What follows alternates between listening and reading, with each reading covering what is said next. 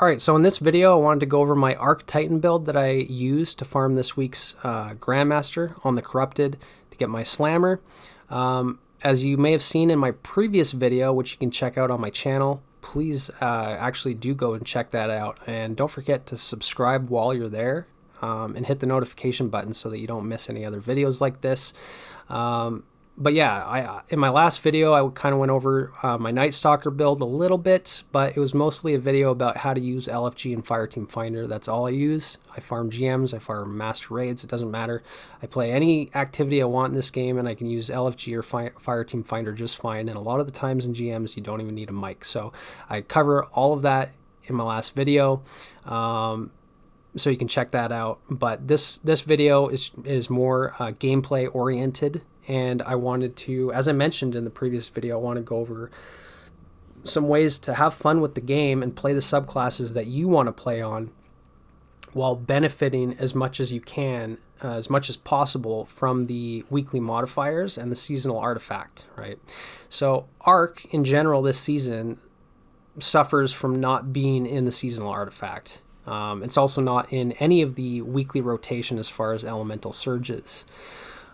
So we don't really have any way of enhancing Arc with the artifact, which is a bit of a bummer, but it's not the end of the world. And a lot of these artifact mods aren't like insane. I mean, Solar is kind of insane this season. I'll give you that. But yeah, so Arc isn't really in the artifact at all, but we can still benefit by giving our Arc weapons 25% extra damage. And we could do that without being on Stasis or Solar, because this week, let's look at the modifiers. We've got Solar Surge and Stasis Surge. So the groupthink mentality for GMs, and you may notice this if you're like looking for a fire team, you join somebody's fire team and say you're on a Void subclass or Arc or Strand even, you might just get kicked from the fire team because people think that you should automatically be matching the Surge, like your subclass and everything, which generally it's a good idea because you're getting that extra damage, but a lot of times it's not, because you might be using a subclass for utility purposes. So like I mentioned in my last video, on my Hunter, I was using Void for Night Stalker because it's a utility subclass. I don't care about the damage that Void is doing from the subclass. I care about going invisible, reviving my teammates,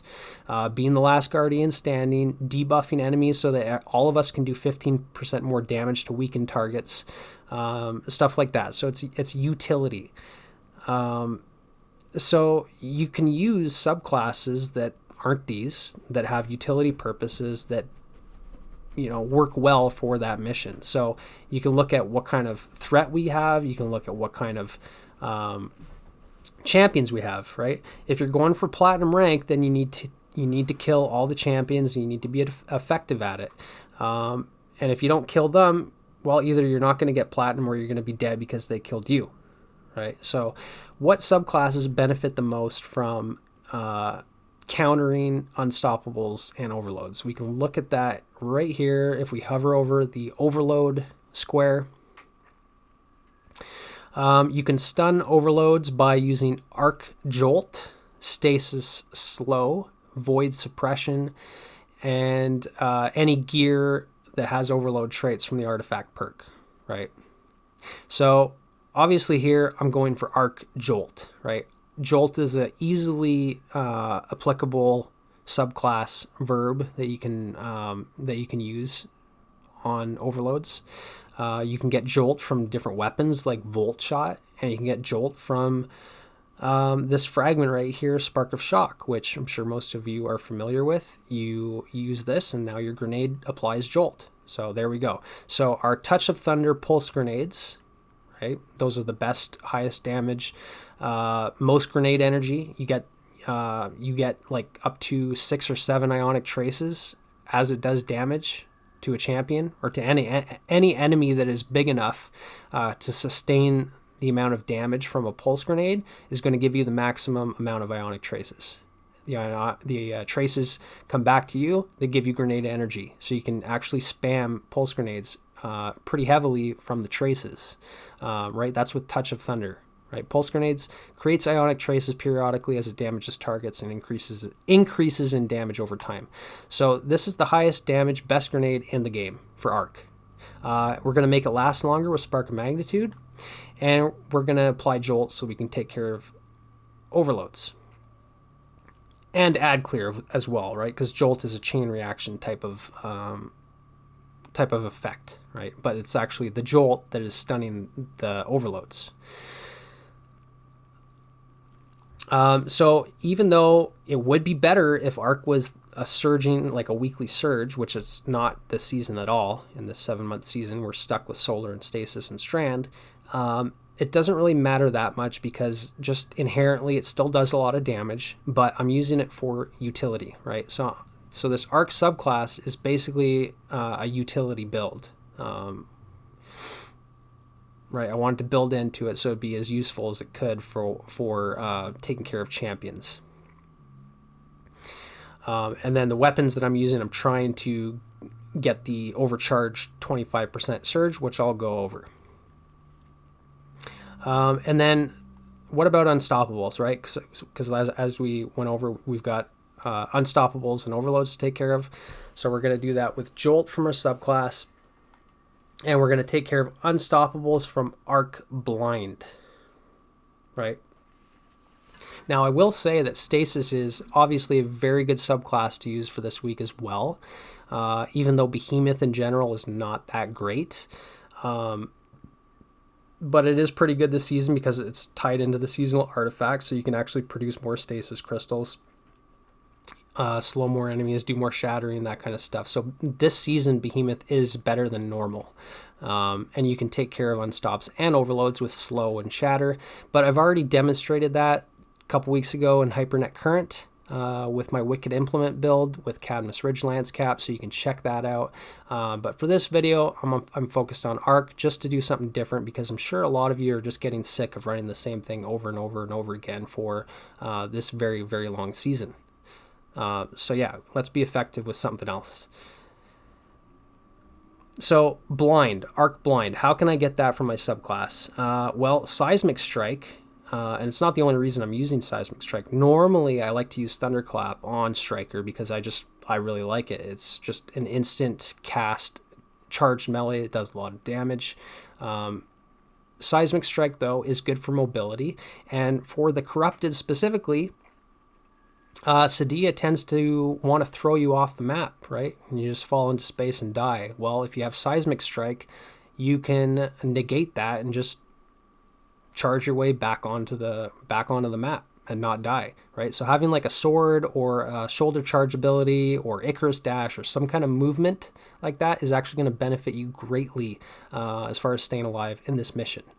But also, it blinds, right? So if I wanted to, and I'm not recommending that you do, you could charge into an unstoppable and stun them just from the Seismic Strike.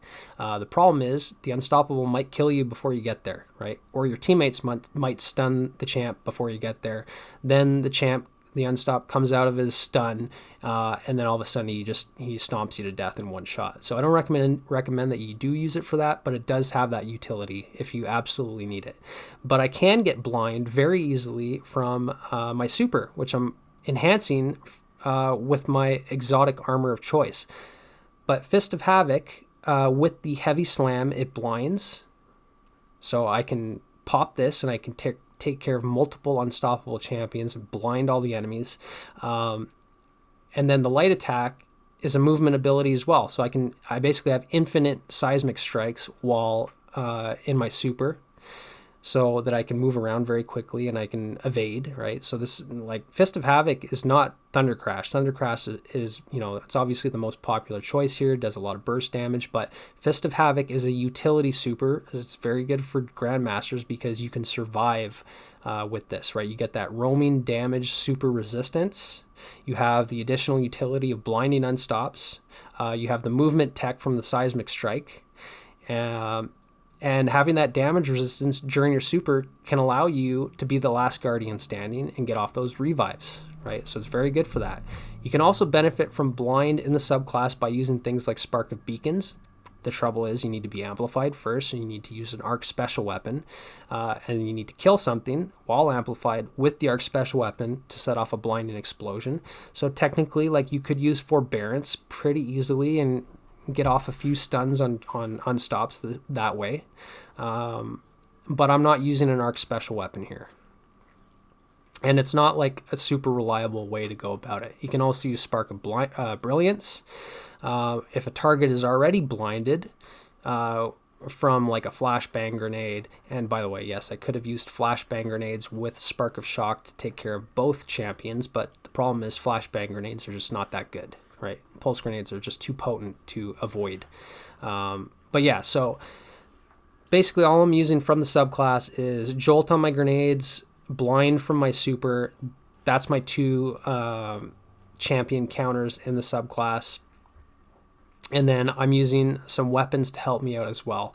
And so that would be Trinity Ghoul. Trinity Ghoul is great for clearing out trash mobs. It's also a bow, so it's benefiting from 25% extra damage because it's overcharged, right? It says, additionally, bows are always overcharged when that modifier is active. And if we look here, overcharged weapons modifier is active, right? So this means that any bow is going to do 25% more damage. So even though Trinity Ghoul is arc, it's getting 25% more damage, which is great because there's a lot of trash mobs in this. The Taken tend to teleport all over the place. If you can just get that chain reaction going from Trinity Ghoul, you can take care of a lot of those trash ads. And you can take care of unstoppables. So this is like the most consistent way to stun unstops, but I can also use my super. And then I'm using a blinding GL because this is great for utility for crowd control. Striker isn't necessarily the best for survivability as far as like don't really have much way to heal except for knockout. Punching enemies gives you a little bit of healing. So crowd control is just a good option to use here. I was using a sniper for a little bit to take care of like Shriekers and Sadia and some of the enemies at range, right? Because my machine gun isn't necessarily melting key targets. It's more for ad clear and for giving me grenade energy. But I found Lingering Dread. You really can't go wrong with a disorienting grenades in a Grandmaster. But this is actually providing a lot more utility than that because it has Chill Clip. Chill Clip slows. Stasis slow effects take care of overload champions. So if I hit an overload with my blinding GL, I'll stun the overload champion, right?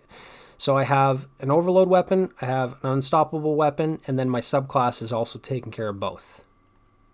Then I've got Song of Your Ute to help me with grenade energy and ad clear. So this has Demolitionist. Unfortunately, I cannot get an arc machine gun to match the to benefit from any overcharge. So I'm not getting 25% more damage. I could have used a rocket instead, but I really wanted to use Demolitionist to really maximize my grenade energy. So that's fine. I'm just going to use this mainly for ad clear and get that grenade energy. And I'm also, the other half of my fragments here, Spark of Ions and Spark of Discharge. Killing jolted targets gives me an Ionic Trace. It's on a cooldown, but I still get a trace every now and then, which is pretty good because that's grenade energy. So my grenades are giving me more grenade energy. But Spark of Discharge is arc weapon final blows create Ionic Traces. And this works really regularly. Like, it's actually a lot better than Spark of Ions. If you're using good ad clearing arc weapons, you're going to get a lot of traces. So yeah, I'm getting a ton of ability energy from traces and from using my arc weapons to ad clear, right? And then doubly, I've got Demolitionist. So I can play into I can really have this build focus on producing Ionic Traces, benefiting from those Ionic Traces, and spamming a lot of utility grenades, which kind of double as damage grenades, but I'm trying to use this for utility purposes. So for the mods here, I'm using Elemental Charge, and I'm using stacks on stacks, and I'm using Charged Up. So it means that I can hold 4 stacks of Armor Charge.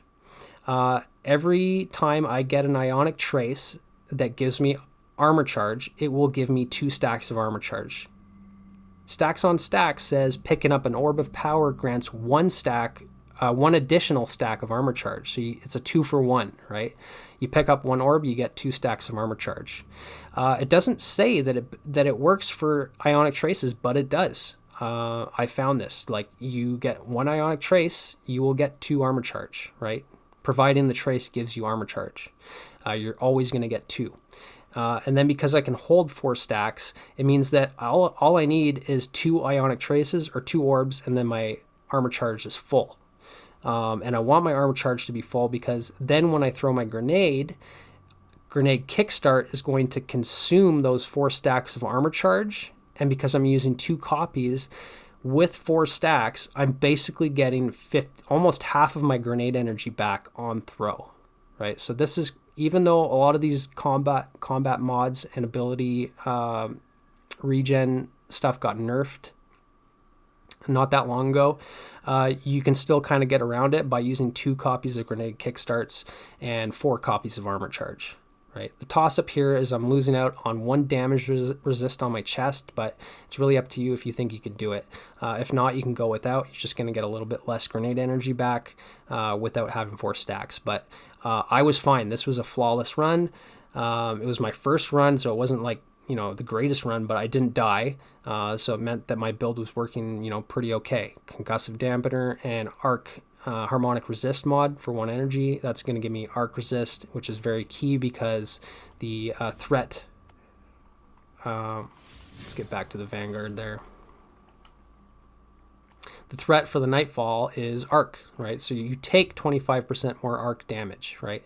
So this means that, like, if you use an Arc subclass, you can save on your combat mod energy, right? Because you can use Harmonic Resist for 1 energy instead of like Solar Resist for 2 energy, right? Or if I was on Solar and wanted to use Arc Resist, it would cost me 2 energy. It's pretty negligible in the grand scheme of things, but, it's just kind of a little extra bonus. And then I'm using Bomber, so when I use my thruster, I get a little bit of grenade energy. I pick up orbs from Powerful Attraction. I proc Reaper, so my next kill gives me another orb. My grenades give me orbs. My weapons give me orbs. I get tons of traces all over the place. So yeah, that's basically how I made this build be effective for both damage. My weapons are doing more damage, and I'm spamming a lot of grenades, and I'm providing a lot of utility to my team. And so you'll see that in the highlights of this video and the gameplay that's coming up. Like I said, this gameplay here it wasn't my best run, but it was actually the first run. It was less than 20 minutes, which is pretty good. We got platinum rank. I got my slammer, and I didn't die, so I was pretty happy with it. So you can look forward to that gameplay.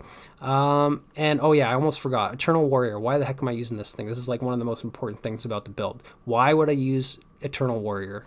Well, this thing got buffed like a couple seasons ago, and it's actually pretty good now because it gives you up to tier 4 arc weapon surge, right? So even though I'm on, I'm using combat mods here that don't give me any surges, well, it doesn't matter because my exotic helmet is, right? As I get arc weapon kills, this exotic is going to give me stacks of arc weapon surge, right? So after I pop my super, you actually get 4 stacks. So you get 25% more arc weapon damage. And then just generally, as you clear ads with arc weapons, you will gather up arc weapon surges just from the helmet. So it's pretty good. And then additionally, it gives you an overshield when you cast Fist of Havoc. And that's key because it means that you can, not only do you get like that roaming super damage resistance from popping Fist of Havoc, but you get like even more survivability because you got an overshield the entire time. So arc weapon final blows give you an escalating damage bonus with arc weapons.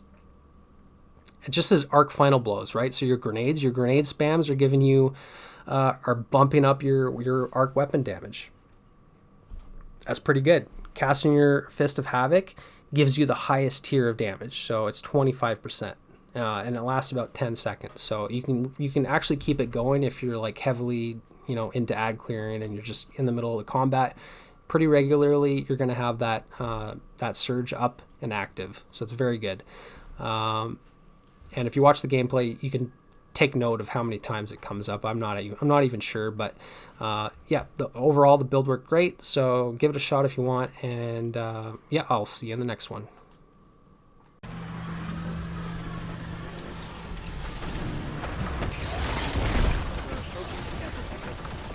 Copy that. Standing by.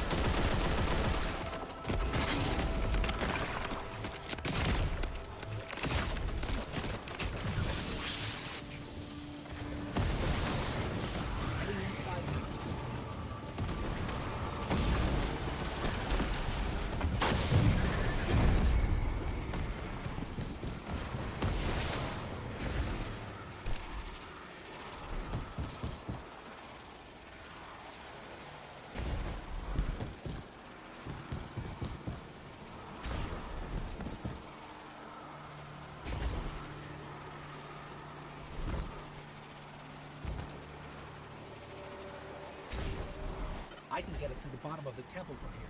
Cover me.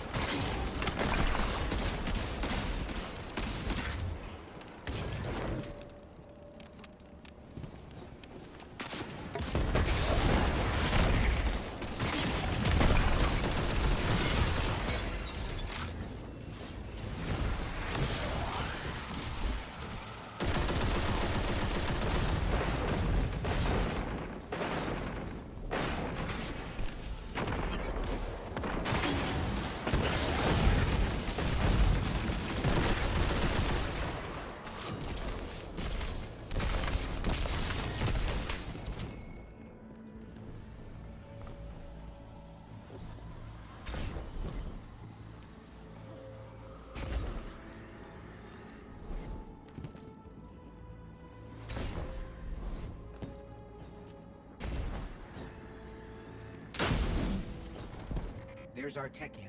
You ready?